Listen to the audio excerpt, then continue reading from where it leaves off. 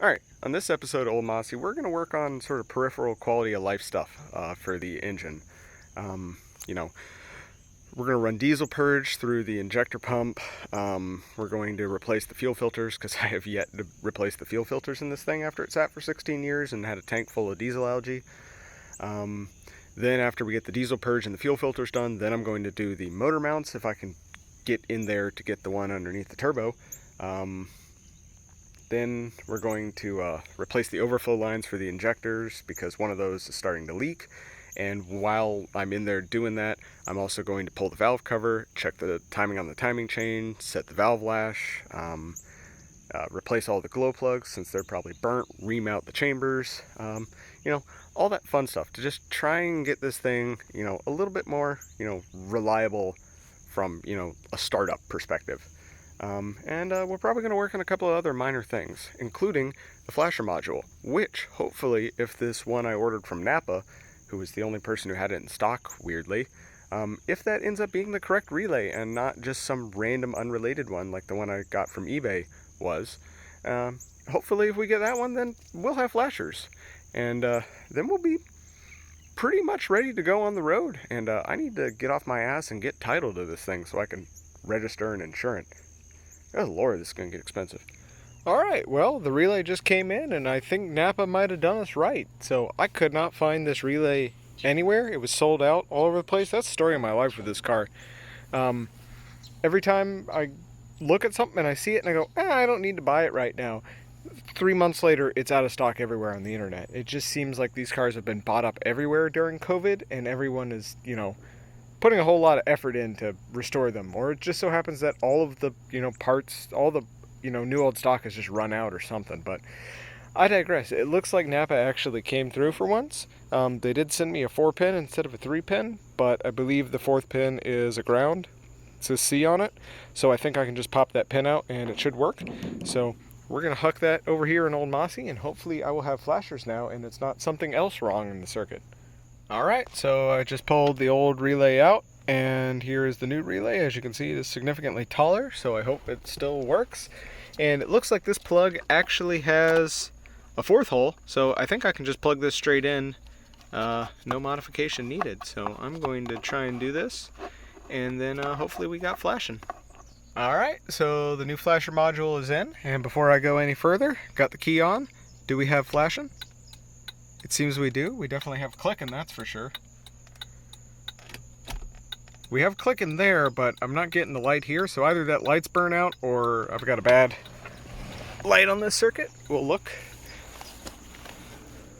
Well, we got a rear. What about our front? It may just be I have a bulb burned out in the front. I do. So, okay, well, our flashers, left turn signal works. So that's a good sign. That was one of the other hurdles towards being road legal. Let's check this side just to be certain. Was having a working flasher, because I didn't want to have to go like this with the multifunction switch a whole bunch. Alright, so we got all our lights. Fantastic. Now, I think it's time to move on to the engine and try and get this engine in tip-top, buttery smooth shape. Alright, now that all that's back together, here's the other big question that I know you've all been asking. Does the cigarette lighter work? I don't know, but I'm gonna say no. Alright, so today we're gonna try and work on the engine. At the very least, I wanna check and adjust the valve lash as necessary. And if I'm feeling froggy, I'm gonna get in here and replace these injector overflow lines and replace the spark plugs and ream out the spark plug chambers. Also replace the valve cover gasket because I'm pulling the valve cover, might as well. They were $7.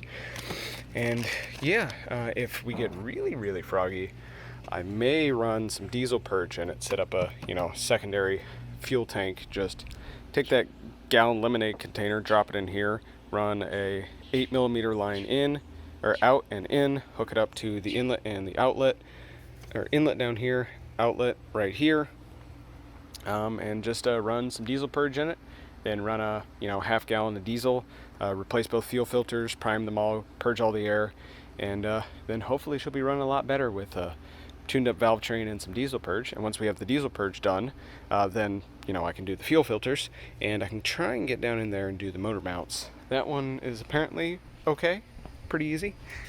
That one is apparently a pain in the ass, so I'm gonna get to it. I've already started getting the valve cover off, so made sure all 4 nuts are loose, disconnected the breather line, took the main accelerator linkage arm off, took the speedo cable off, popped off this ball joint right here, this one down here, took this E-clip off so that I can take all of this off down in here, and hopefully I should just be able to pull this bad boy out. Oh, and I got to disconnect this sucker up here if it will come off. Thankfully it did. So we'll pull all that out, and hopefully we can get in there, replace the valve cover gasket, and set the valve lash. And I only ran this thing for just a little bit, just to drive it over here about 2 hours ago, so I think it should be cool enough now, because you want to set the valve lash with the engine stone cold, and it's like 95 out, so it ain't going to be stone cold, but I digress. I'm also going to disconnect the negative battery cable before I touch anything on the glow plugs, because they got a lot of amps running through them. Alright, valve cover's off. She's over here. I actually didn't need to take this E-clip off, so I put that back on. I'm going to replace the gasket on this real quick, and then I'm going to lay a shop towel over it and like lay a board on top to keep all of these bugs out of there. And I'm going to get in and out of here as fast as possible, because I live on sand, and any moment I could just have wind come through and just blow a bunch of sand onto the valve train. So I'm going to keep the exposure time on this to a minimum. But I guess at the very least, let's check our tension on the timing chain. Well, I don't know whether or not that's good or not, but it ain't super tight. I'm gonna have to turn the crank until I can get my timing marks lined up, and then we'll set our intake and exhaust lash on these turbos. It is, what is it, 0.004 on the intake and 0.014 on the exhaust. It's 0.012 on the non-turbos, I think. I'm gonna double check it. Don't trust me. Alright, new valve cover gasket is on, and so now we're going to be taking some feeler gauges. That one's 14, that one's 04 because 004 because I don't have a 4 thou feeler gauge on this set for some reason. But anywho, I digress. It seems like this engine is really tight, because you check it, you know, with the lobe pointed straight up so that you know you're on the exact opposite of top dead center, and at, well, close to top dead center. And yeah, looking really tight, so that's not the best sign. And you know, this engine is not hot. You know, that's room temperature, although that's, you know, not really the best sign. But you know, this crank is, there's no additional heat in this crank. It's probably colder than room temperature. Once the sun comes out, it'll probably heat up, but I'm not able to get any gauges in so far. So I'm gonna double check everything and make sure I'm doing it right, but I think we got a lot of adjusting to do. Okie dokie, just finished adjusting the valves. That was, you know, mostly painless, except for, you know, my blown back because I got to lean over this thing. But other than that, no real issues. Every single valve was too tight, so I have no idea what that means. Something timing related, I guess. I don't know. But all the exhaust valves were, you know, measuring out at like 10 thou. So don't know what that means. The engine definitely wasn't hot, and it only got hotter, but the, you know, hasn't changed. We can check this first one real quick just to see if it's still 14 thou, although it's not quite at the bottom of the lobe. Should be close enough.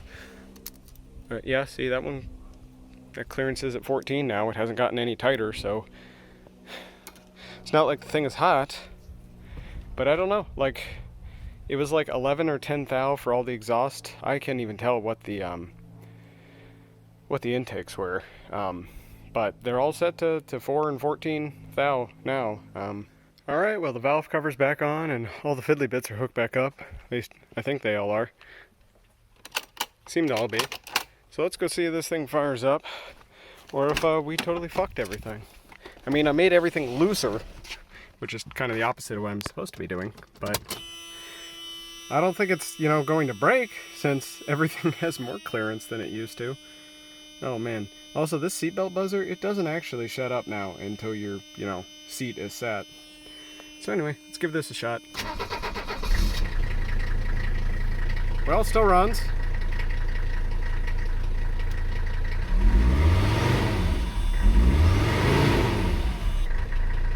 Alright. Diesel's a little bit more now, but car seems to be functional. We'll see if it's a little bit better once it warms up. Okay, so I don't think I'm going to mess with any of the engine stuff today just because it is insanely hot and this sun is just beating the hell out of me right now. So I think I'm going to go enjoy the rest of my Labor Day weekend by not getting burned to death by the sun and drinking beer instead. But I did decide to pop open the fuse panel because I noticed both of my fog lights and one of my headlights was out the other day. So just popped her open, and I think we have some wiring issues on account of the fact that there are 3 blown fuses and 2 melted fuses. So we popped fuse A and B.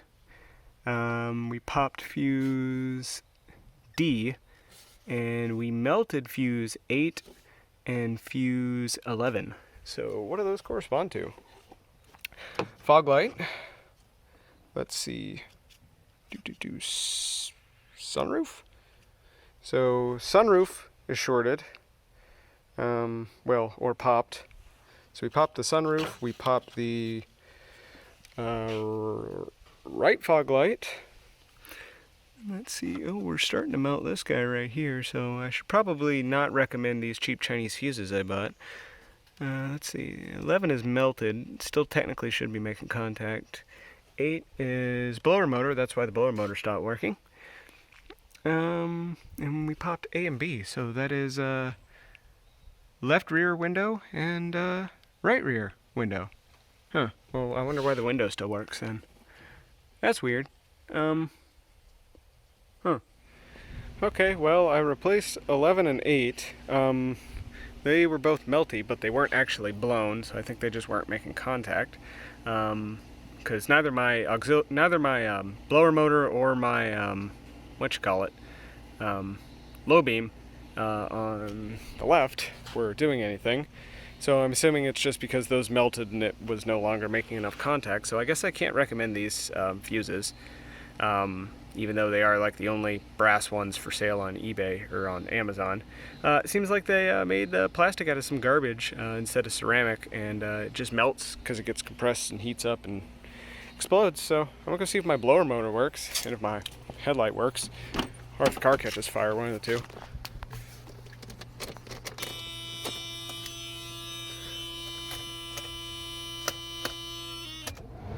Well, blower motor works again, so it was indeed the fuse. Sorry about the camera work, I'm a stupid idiot.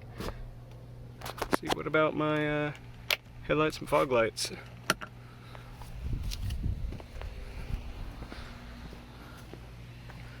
Well, got those two again. Now this one's not working.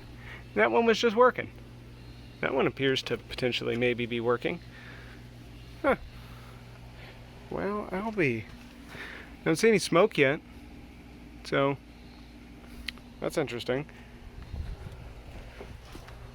If I push this in, maybe it'll work without the fog light on. Maybe it's just a loose doohickey now. Oh, yep, it's just that I need to clean that plug over there. Huh. Well, that's just odd. At least it's better than having to suss out a mouse-chewed wire. Well, anyway, yeah, don't know why those are blowing, but I'm gonna leave these ones for the windows that are blown out because the window still works somehow, so I don't know how that's happening, but I guess I'm not going to worry about it. Alright, so I have a slight correction for last video. I said we went with centric everything. We actually have Bendix rotors, and I also just realized that I opened the wrong package and thought that was my rear rotor, because I was thinking about it and realized, hey, that was a front rotor, wasn't it? So yeah, actually, so I do have the correct rear rotors, so I think we're actually going to get back in there and replace the rear rotors before these pads get too particularly scarred up, since I do in fact have them. And then we may just go into the front and repack the bearings and do the front rotors, because, you know, if I'm gonna have to put it up on stands and work on one set of brakes, might as well do both. Okay, so today we're back on brakes. Since I determined I actually did have the correct rear rotors, we're gonna put new rear rotors on, and I'm gonna attempt to do the front rotor since I got it up on the stand. Shouldn't be hard. Then we'll repack the bearings. I was going to try and do the parking brake shoes, but it looks like that's a massive pain in the ass. So I don't think I'm going to do that. Not worth the effort. Got new hardware in for the front calipers, so we'll replace all that too. We have to pull it out anyway. And I just noticed another thing I'm going to have to deal with eventually. The return lines are leaking on the fuel tank. Hopefully it's just the rubber lines and not the nipple itself, but that's bad because it leaks right there onto the CV joint, which then leaks right down there onto the muffler.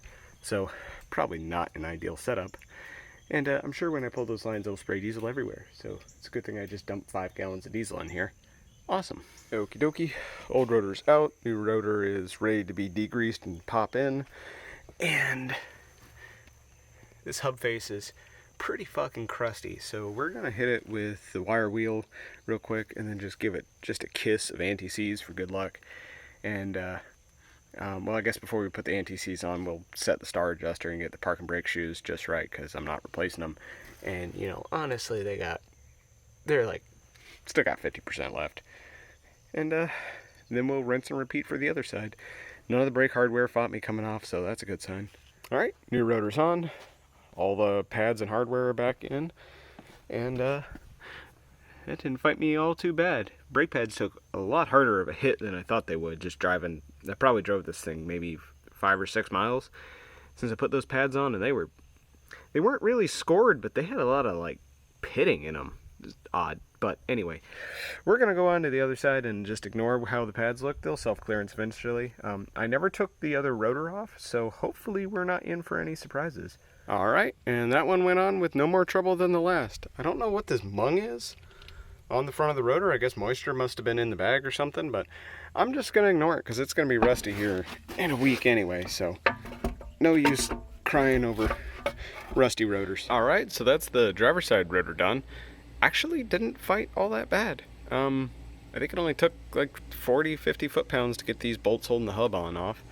And this guy didn't fight at all. Repacked the bearings, no problem. Yeah, it's kind of half a mix of old grease and new grease. The old grease looked pretty damn good still, so I'm not worried about leaving it in there, but we're just gonna beat that guy on home.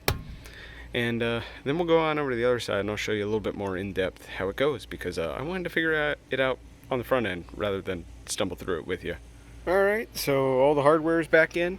New brake hardware didn't fight me too much. Pads went in with probably 1% less force than they originally did, so I was kind of hoping this side over here had self-toleranced enough that I'd be able to get the other new pad in, but it looks like that's not going to be the case, so I'll just have to wait and do that after like 5 or 10,000 miles, or whenever it blows up and catches fire. Also, I have no idea about, setting the preload on these, so I just put that pinch nut exactly where it was when I took it off, and we'll just call that good. Yeah, it seems to spin somewhat freely, I guess. So, but let's move on over to this side, and hopefully it shouldn't fight any more than that one did, because that one was a breeze from what I thought it was going to be. Okie dokie, so I got all the brake bits off, and that one fought even more. So I think this caliper might be bad. I think the rears are definitely fine, but I'm not certain about the fronts. But anywho, I'm going to show you how to take the hub off. So all I've done at this point is I've just taken, all the brake stuff and the grease cap off. I just use a big pair of pliers for that. And in order to get this pinch nut off, you need a 5mm Allen. But before you do any of that, you need to note 2 things. One, the position. And as you can see, this one is pointed pretty much straight down and a little to the left, and how much spin you got on it. So with one good oomph, I get, maybe a turn or 2 out of this. So, it's not crazy freewheeling. You don't want it to end up any tighter or looser, significantly than it was originally. So now at this point, what you got to do is just take this guy, make sure it's set correctly. And this is not on with any significant amount of torque. And now that I've said that, it's going to prove me a liar. Yeah, see? Just doesn't take much, and just get it till it's freewheeling. Get it nice and loose, and then take a big ass adjustable wrench, put it right on the outside of it, and then just give it a little torque, and it should come off by hand after that. So anywho, I'm going to pull this off, clean up these threads and the tip of the spindle, and I'll come back when I have popped this whole hub and rotor assembly off. And in order to do that, you just take a little mallet and you just beat on the back, just, you know, beat, turn, beat, turn, beat, turn, beat, turn, and eventually at one point your outer bearing is just going to go blip right out past the nice clean shop towel you put down, go right into the sand and roll around and pick up a whole pile of sand. But it doesn't really matter because we're going to repack it afterwards. But, you know, try not to get it in the sand, you know, if at all possible, like make a little cup like that. I did that last time and it just came right out, hit me in the dick, and just got grease everywhere. But anywho, I digress. I'm going to get to it. Alright, so that guy's all off. I just sprayed some penetrating oil on here around the base of these bolts. I sprayed the other side last week. The other side didn't fight me too much, so I'm not too worried.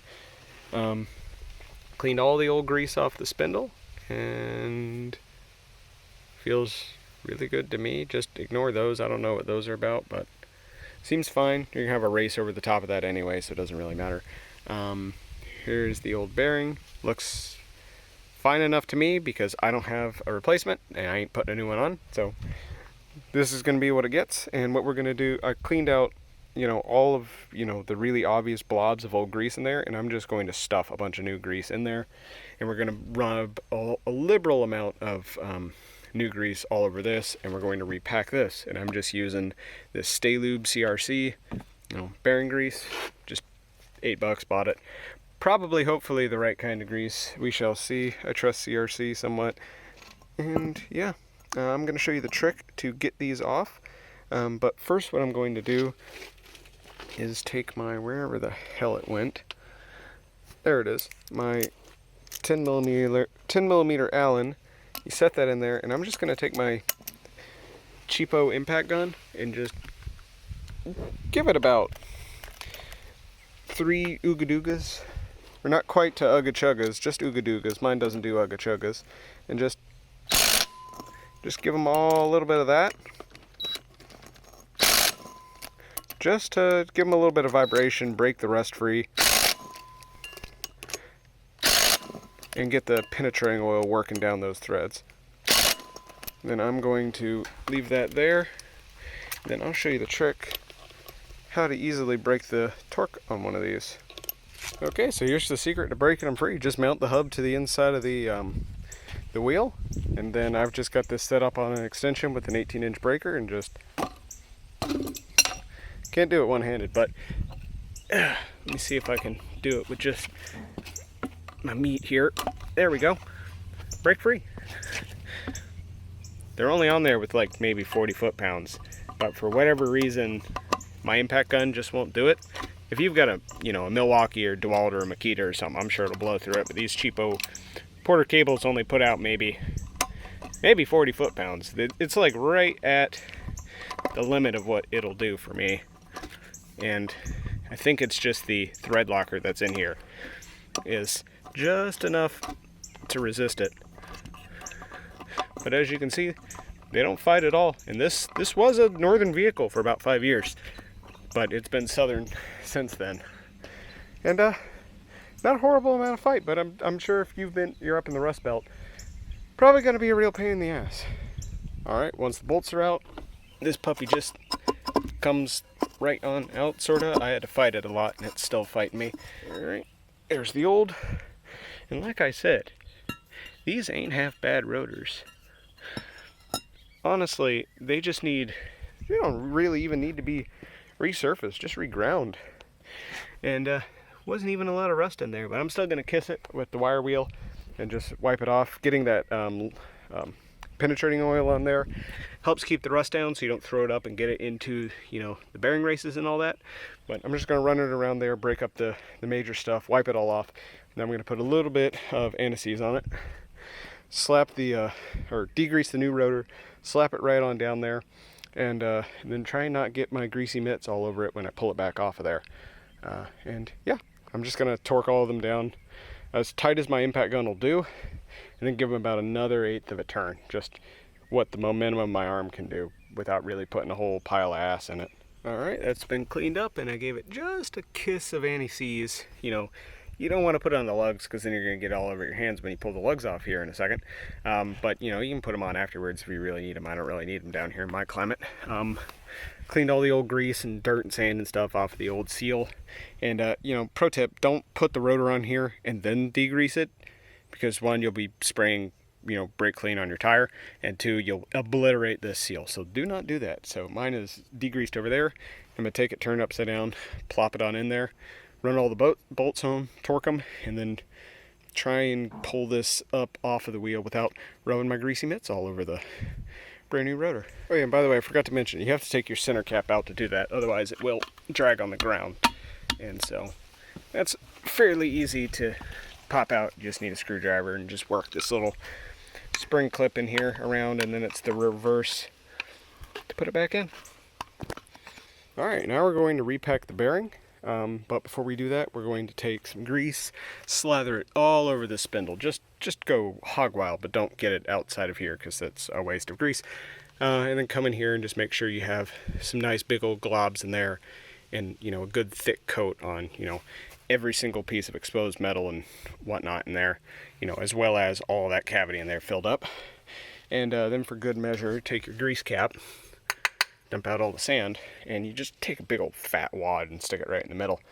And then we'll repack the bearing. In order to do that, you need clean hands, which I never have. So instead of, you know, washing my hands and getting grease all over it and then having to wash my hands again, I'm just going to use gloves. And you just, you know, put some clean gloves on, take one finger or one hand, just get a big old wad, stick it right in the cup of your hand like that, and then just pack the bearing on in there like that until you start seeing grease coming out here in between the inner race. And just go the whole way around like that, and it should be pushing old grease out. And just keep on going, and then take all the extra grease, stuff it in the cap, and put everything else back on, and then put your outer bearing in, tighten everything down, put this back in the original place, torque that guy back down, and you should be good to go. Alright, that's all gone back together, so now I just need to put all my caliper and all my hardware back on, and I know that's going to fight me. And I ain't looking forward to it. And is this grease or is this just dirt? It's just brake dirt, so we're not going to worry about it. I just hit it again with the brake parts cleaner. I don't know what the hell that stuff is. It's like powdered rust or something. We'll ignore it. It'll self-clearance. Alright, 4 brand new brake rotors, so let's drop her off the stands, take her for a rip, and see if our brakes are any better. I don't expect them to be, but you know, I'll feel better on, you know, having spent $100 on rotors. Alright, lugs are torqued. I checked all the air pressure. Everything's good. Should get a relay click here in a second. Let's fire her up, take her for a rip.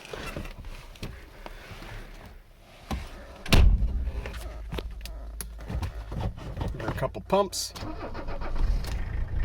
Like a kitten. Angry, greasy, stinky kitten. Woo, brake pedal to the floor. There we are. Now we got brakes. Back on out of here. And let's go pop her on the driveway. Get her on the highway. Oh, shut up, seatbelt.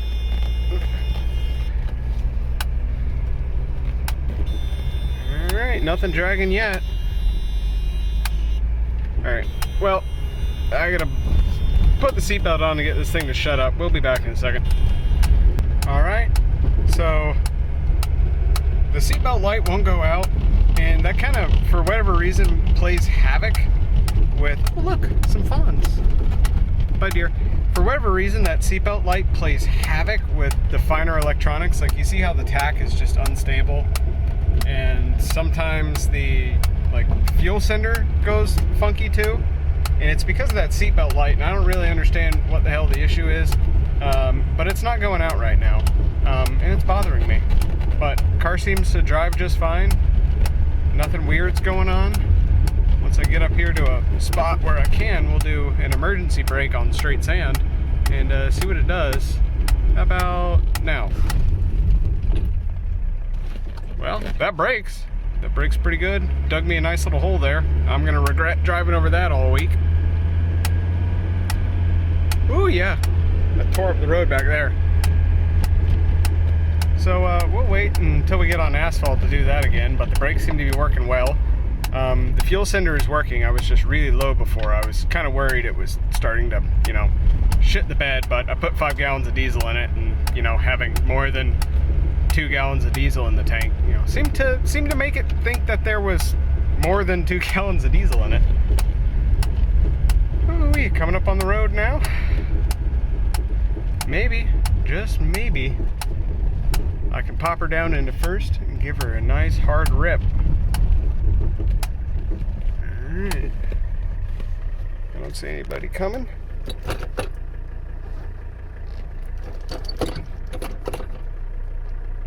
Alright. Oh, I almost put her in reverse there.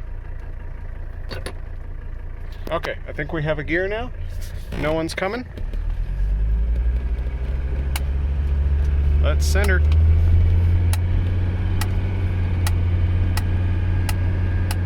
Okay, she's not wanting to shift. Well, that was a pretty pathetic rip. Understeer.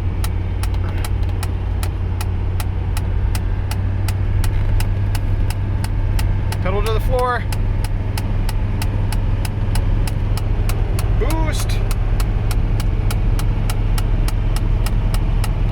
Come on, 4th gear. Well, I don't think we're getting 4th. Actually, I think we're going faster than 60. Getting a lot of shake out of the front end now. We'll calm her down. How about the brakes? Well, here's some scraping, but she came to a stop. Didn't screech though, so I don't think we have full braking power, but you know, we'll bed them rotors real good. Whew, transmission's not terribly happy. You see how that's going wild? That's that guy, I'm pretty sure. Oh yeah, we got brakes now.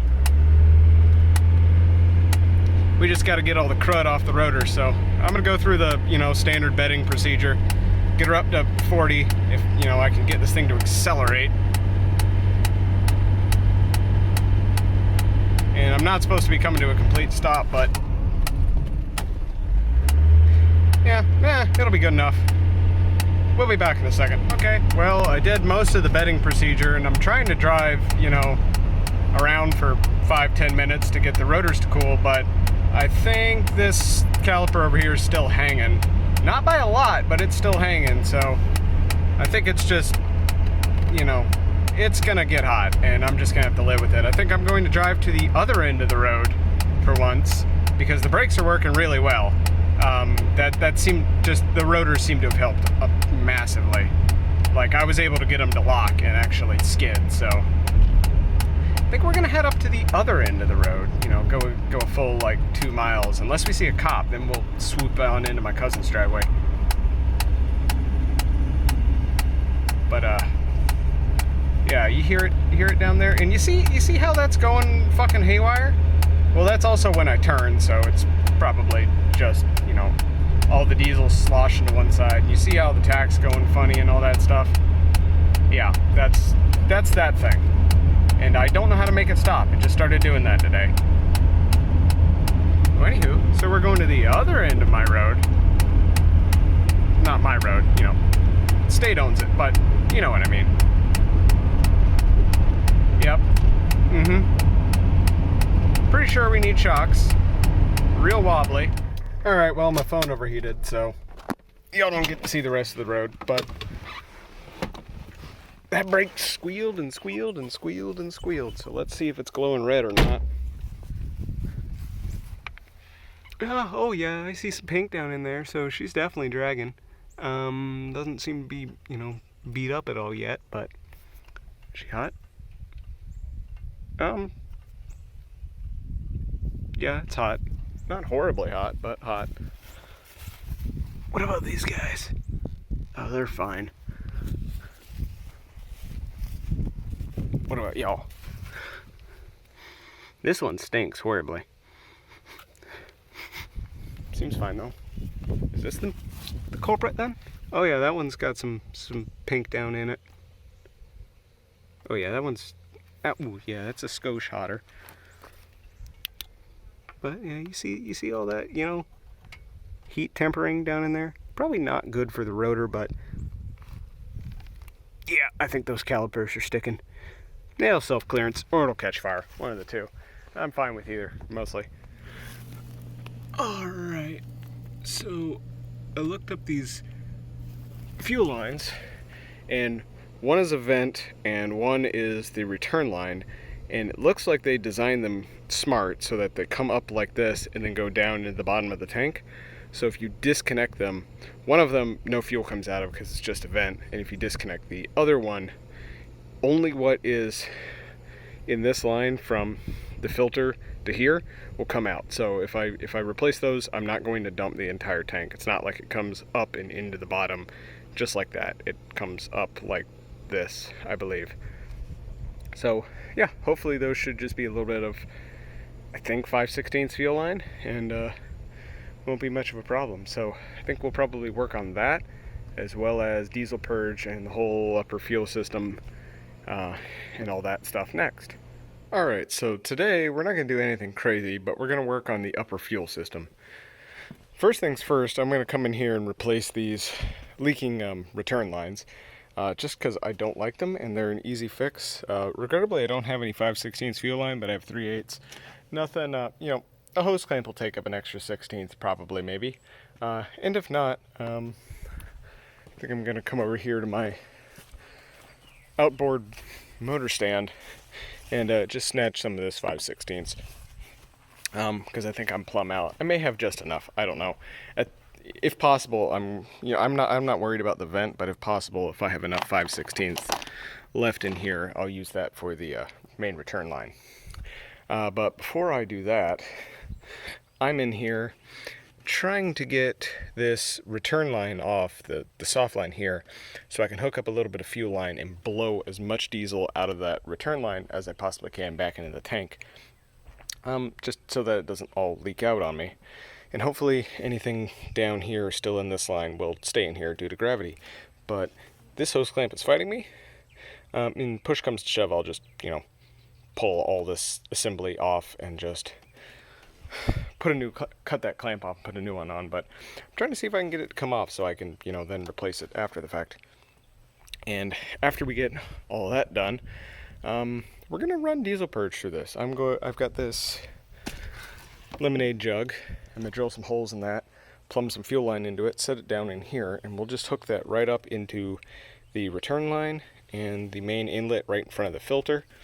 And I'll run a can through the entire engine.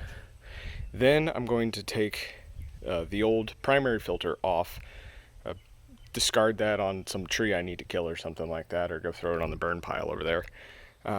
Get my new filter, fill that up with another can of diesel purge, as much as it'll take, install that, pour the rest of the diesel purge back into that tank, then run, the remainder of that diesel purge through the engine, then pour in quart, half gallon of diesel, just fresh clean diesel into there, run that till it gets kind of low, then replace our pre-filter, and then plumb everything back together, dump whatever's left in the tank back into the engine, or into the primary fuel tank, and that should be all we need to do. It's just gonna take a while, a lot of idling, but hopefully that diesel purge should just clean all of this, the injection pump, the injectors, everything nice and good, and we should have a brand used engine after that. Also, I had a valve cover gasket leak, and the reason was because I accidentally, even though I paid attention to it, made a mental note, I got that wire cut underneath the valve cover, so I popped that out and tightened it down. Hopefully it won't leak anymore. Okay, so a couple things. This is the one I was supposed to take off. I misspoke. I was referring to the supply line as the return line. This is that munged up nasty hose clamp, if you remember earlier in the series, and I don't know why I didn't replace that, but we're going to replace that. And I've just come up here to the banjo bolt up here, the bleeder screw, whatever you want to call it, and I'm trying to let air into the system so that this will drain down into the fuel tank a little bit. And then I'm going to disconnect this line, try and blow on that with my mouth, see how that works, and if it tastes horrible and makes me gag immediately, we'll take off this cigar line and then just hook up some 3/8 here, put a hose clamp on it, blow into that, and then we'll cut that to length to fit over here for the overflow tank, or the auxiliary fuel tank, bypass tank, whatever. for later use. But yeah, I'm just going to blow all the old diesel out. Got the tire off so that I can get my meat up in here.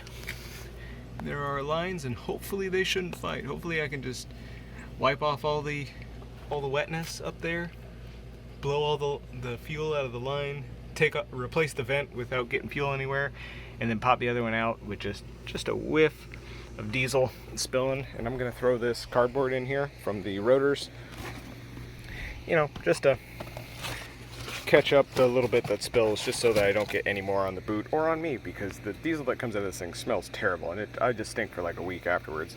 And I don't really like the smell of diesel that much, especially not rotten off-road algae diesel. Alright, so that came off. I didn't spill a single drop, so either everything had leaked out of the return line overnight, or, you know, loosening that bolt helped.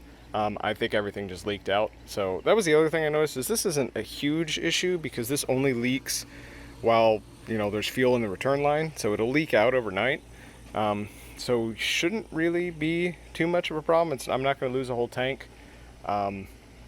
You know, still kind of a fire hazard if I cut the thing off while it's, you know, scorching hot. But considering I don't have a muffler, I don't think the exhaust is getting hot.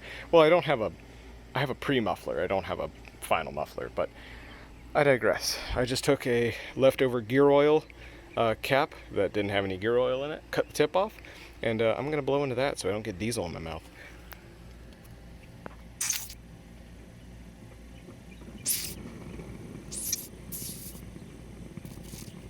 Ooh, Lord.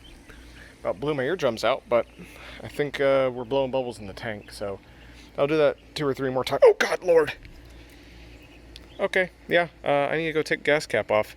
That backfired horribly. Alright, now that's been done. You know, I walked over here, opened this, took the gas cap off, and went, I don't need to do that. I've got a gas vent. Well, I don't. I'm going to put that back on just so in case it does, you know, run out of that return line. You know, I have some back pressure and it doesn't spill, because it could be that I'm totally wrong, and as soon as I pull that line off, it's just going to spray diesel out like a garden hose. So we're going to act like it's going to, and hope that it doesn't, but I'm already covered in diesel, so guess let's dig in there now. Alright, well that didn't fucking go as planned. So the second I took that line off, it just started spraying diesel out full force everywhere, and I had to do everything in my power just to get that fucking line on. And like, I'm pretty confident these are 3/8, and if they're not 3/8, they are 3/8 now, and they were originally 5/16. Those went on there pretty snug, but I have both of those hose clamps on the return line clamped down as tight as is humanly possible. I cannot get them any tighter. I got a nut driver and torqued them down as far as I could, and I think it still might be just barely leaking. I'm hoping it's finally fucking sealed. The vent didn't leak at all, of course, but the fucking return line just started blowing shit everywhere, and I'm guessing that's because I've got the thing jacked up. Not fucking fun. Now I'm soaked in diesel, and so's the tire, and I hope it don't melt, and all that other shit. I don't even know where the vent line went, but good God. I'm gonna go and take a shower, eat fucking lunch, and then we'll come out and play with this diesel purge, and I'll get that on my skin and burn all my skin off. Great fun. Alright, it's been about 40-45 minutes. Most of the diesel's evaporated, and I think it's working. There's nothing made it to the bottom of the hose, so I think it's just the residual that sprayed all up inside the body that's leaking. So we're gonna call that good. We're gonna put the tire back on, drop it off the stands, and now we're going to work on the diesel purge. And this is probably the only time you're ever gonna see me wear gloves twice in one episode, and that's because I hear this diesel purge stuff is nasty and it'll take your skin off. So yeah, I'd rather not get purged myself, so I'm gonna play it safe and wear gloves, because I will probably spill it, I can almost guarantee. Alright, so I've got all that plumbed up. I don't think I even need to drill any holes in the cap or anything. I think I am going to drill a hole in the side for the return line, just because I don't have enough room. It's too much of a pain in the ass to pull these out, so I think I'll drill a hole in the side for the return line, then drill a hole through the top for the cap. It just makes it a lot easier to deal with this thing. But what I've done is cut 2 3-foot sections of fuel line, hooked one up here to the outflow of the return system, plumbed that down in there, and I've got that nice and tight. Then down here I've got this hooked up to the inlet for the pre-filter, and then that runs up in here. And then I have just taken a 5/16 bolt and jam that in the end of the lines running to the tank, just, you know, so by some freak accident they don't start blowing diesel everywhere, because I would just rather not do that. What I need to do now is take this can of Liqui-Moly diesel purge, pour that into this jug, and then run the primer pump until I start blowing, you know, nasty goo out that side. Crack that open, bleed it just a little bit, you know, till it's quite obvious and blowing shit through it. That's probably unnecessary, but yeah, I'm just gonna run the primer. Then once that looks good and primed, then we'll hit the key, fire up, and we just need to, you know, go through all the different positions of the injection pump. You know, so just run it at idle, and then run it at, you know, mid throttle, run it at high idle, you know, send it a couple of times like this, get her full tilt, and then that should get the diesel purge all up inside of this system. Just dissolve all of the crud up inside of there. And then what we'll do after we've run pretty much this entire liter can or half-liter can through this, we will then pull off the fuel filter, go dump that somewhere, guess probably on the burn pile, and then we will put in the new Wix filter right here, fill that up with the second can, and then screw that bad boy on there, dump the rest of the can in there, bleed and prime the system again, rinse and repeat, do that until we're about done with the other can. Then we'll pour in just a skosh, just about a quart of fresh diesel, you know, run about half of that, then pull out the pre-filter, put on the new pre-filter, and you know, send it, bleed it again, hook it back up to the tank, and hopefully we'll be good to go. Well, I got the diesel purge in there, and it's definitely doing something, because that's the color of fuel that was coming out of the return line after just priming that. So it didn't go very far, so I don't expect that to last very long, but we're gonna run it. And I've got a towel jammed up under there just so that I have everything running in that way, and I've got the return line, you know, emptying out just a little bit, you know, above the line, just so that the return isn't going directly into the intake. And yeah, I guess let's fire it up and see if it does something. I bet there's air in the line, so it's probably going to fight me a little bit, but hopefully it shouldn't fight too bad.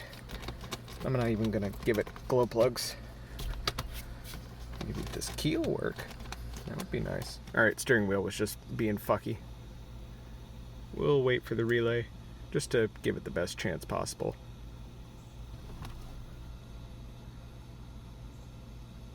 Come on now. There it is. Alright, she's a running.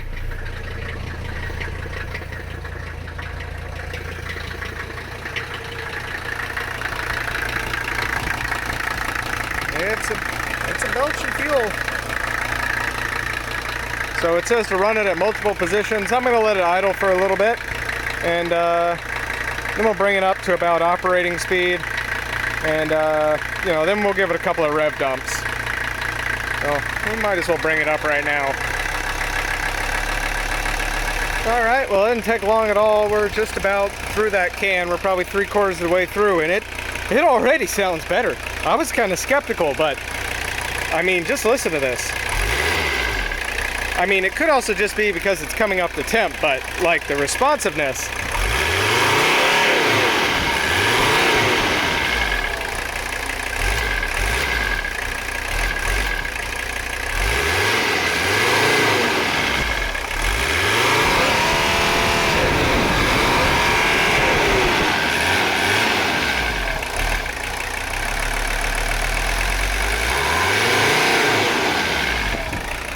That sounds real nice. I'm gonna let it go just a little bit more, and then we're gonna cut it. Let me make sure she's not overheating. Yeah, no, we're not even up temp yet. And that sounds fantastic. So it's coming out a lot cleaner now. I think one more can of the stuff, or a new filter, one more can of the stuff, run a little fresh diesel through her, then another new filter, another pre-filter, And I think we may have a brand new engine. And check the blow-by. Whoop, sorry, that was me. You know, that's mostly shake. Rock solid. If anything, it's pulling vacuum. Yeah. Just a little bit more.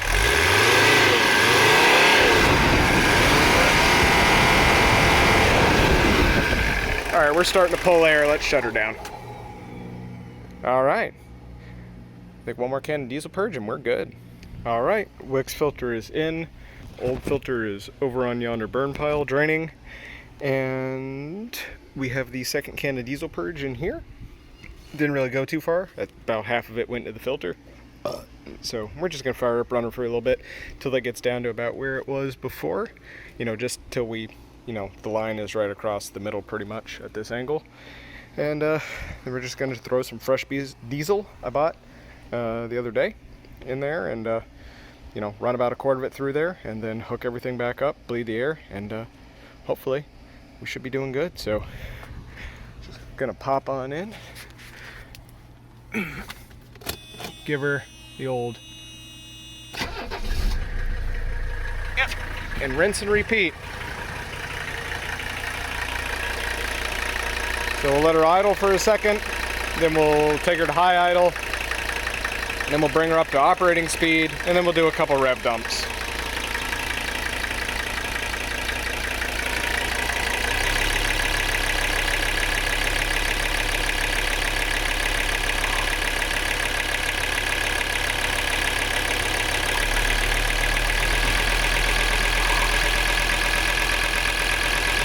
Don't know what's making that noise.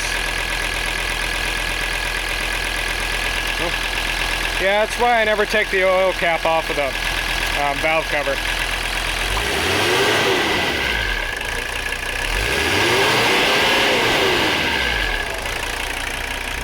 It's just the oil comes up and it sticks to the bottom of that cap, and you take it off and it just runs right outside of the damn gasket. Such a pain in the ass. And that's a new gasket on there too. I just don't understand why it's doing that.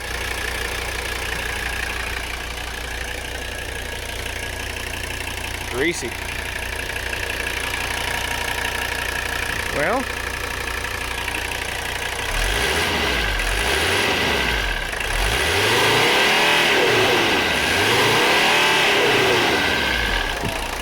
just a sipping.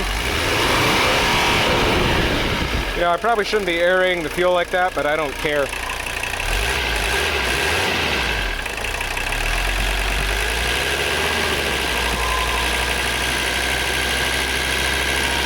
I wonder if those are bubbles.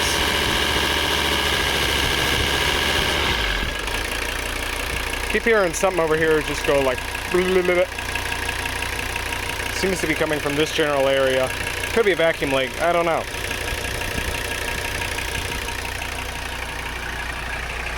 Nothing's leaking out the car, so... Oh, what's that shit? That's probably not good. What the fuck is that?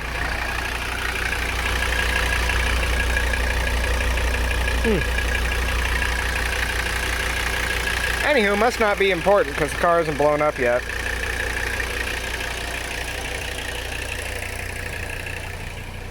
Are we overheating yet? Nope, staying good.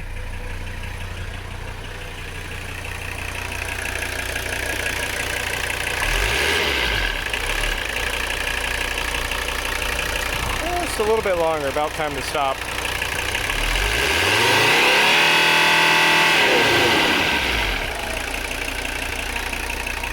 Oh, there might be something on the turbo.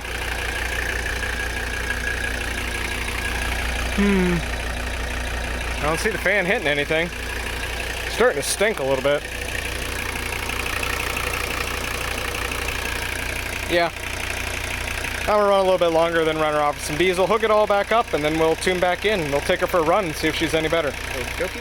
I just filled up one of the liquid moly cans worth of diesel, dumped it in there. And we'll run that till it's basically empty. Then we'll pull it out, replace the pre-filter. And then we'll go take her for a rip.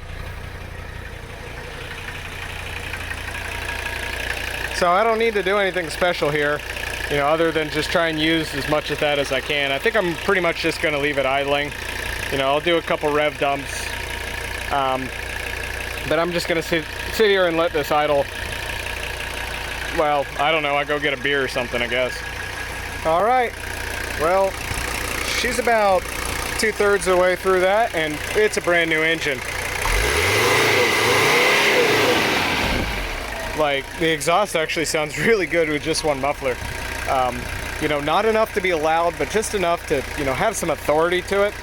I mean, it behaves totally different, like, at idle. Yeah, we'll see how it is under load, but I'm liking it. So, I'm gonna shut her down, turn the key off, let it cool off just a smidge, and, you know, let everything percolate out, and then we're going to hook up all the lines again, replace this filter down here, dump that in the tank, and call it good. I'm also going to dump some heat in the tank, just because I bought some a while ago, because I'm kind of afraid there's a lot of water in the tank, what with all the, you know, diesel algae. So they need water to survive, so I bought some heat. We're going to throw it in the tank just to be safe. You know, that'll get any water that's in there out, help keep the diesel algae down a little bit, and then next fill up, whatever the hell that is, we're going to put some more cleaner and biocide in there. And yeah, also looks like she's leaking a little bit of coolant still. May have like a minor head gasket leak or something, I don't know. But yeah, I feel like the water keeps going down, nothing crazy. It's probably just evaporating out from under the cap, honestly. I'm sure that old gasket on the bottom of this guy right here probably isn't, you know, particularly great. So anywho, I'm gonna get to that. All right, that guy looks dry. Not as dry as I'd like with all the, you know, exhaust heat that it was getting. This is why I don't wear gloves. Like, my hands are all pruned up. It don't work for me. I'm a sweaty boy. But anywho, I have all my skin mostly. All that's been plumbed in. It's all primed. You listen. That's a fuel system that is free of air. This is what came out when I dumped the filter. So lots of chunks in there. So what we're gonna do is take all that, pour it into this liquid moly can, and then we're gonna save that for whenever I set the burn pile on fire, because diesel burns a lot better than gasoline.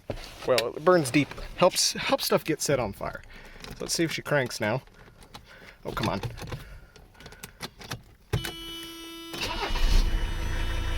Oh yeah, still nice and warm. You hush up now. She's a running. Let her idle for a second.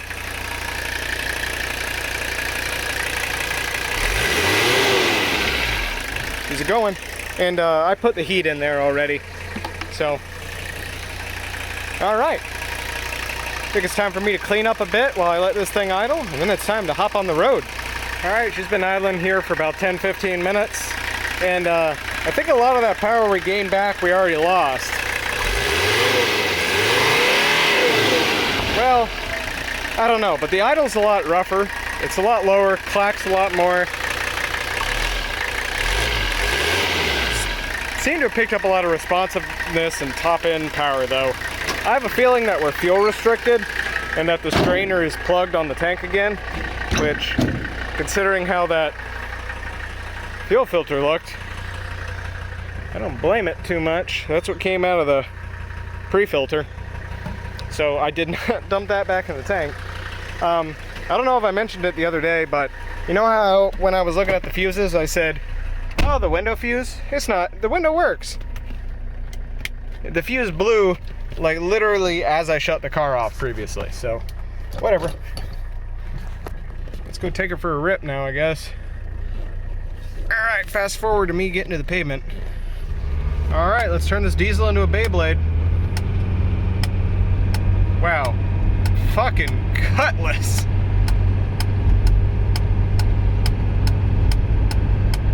Jeez.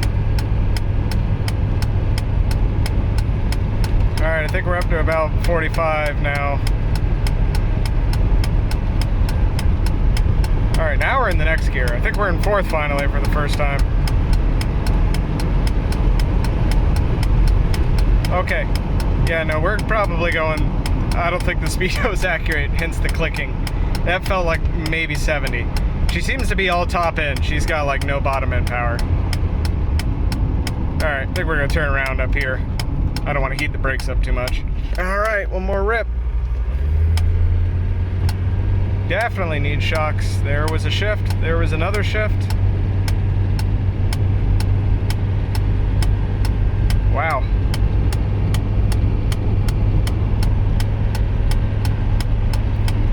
Yep. That's a tired diesel if I've ever felt one. But she goes. And she stops. And she cools. And we have oil pressure. And it holds fuel for the most part. So, and we have a vague idea of how fast we're going. And we do know how much boost we're getting. Alright. Awesome. Alright, well, I guess that's the end of this episode of Ol Mossy. I don't have too much more to do to this thing.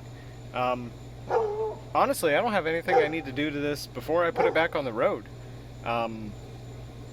You know, the only other parts I have that I still need to put in are like overflow lines and motor mounts, and I don't need to do those. It can go back on the road without them. I just wanted to make sure I got the diesel purge in there so I knew that my engine was working as good as it's gonna get.